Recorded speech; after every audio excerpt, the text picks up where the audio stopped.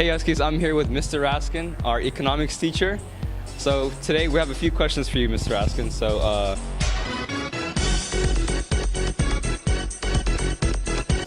how different is it being an AP teacher this year? Because last year you were teaching sociology and history. So can you tell us about that? Yeah, so this is my first year teaching economics, and I couldn't have asked for a greater year.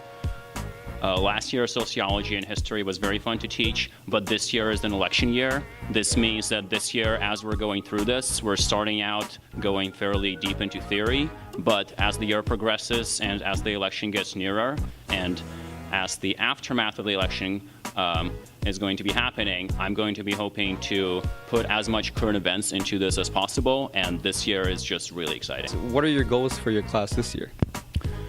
My goals for my class this year are that after passing my class, people will know enough about how our country functions, how our economy functions, and how our government functions, that next year, when they graduate from high school and are eligible to vote, they will elect politicians who will make this country slightly better.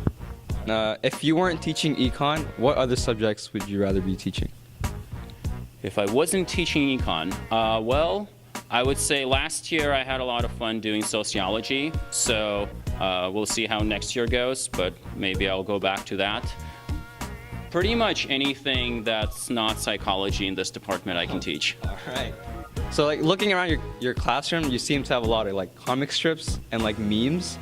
So Yeah. Are you fond of memes? My goal is that by the end of the semester, if I did a good job, people will walk by them and be like, oh, I get it. Now that I understand the definition of GDP and unemployment, this is actually mildly funny.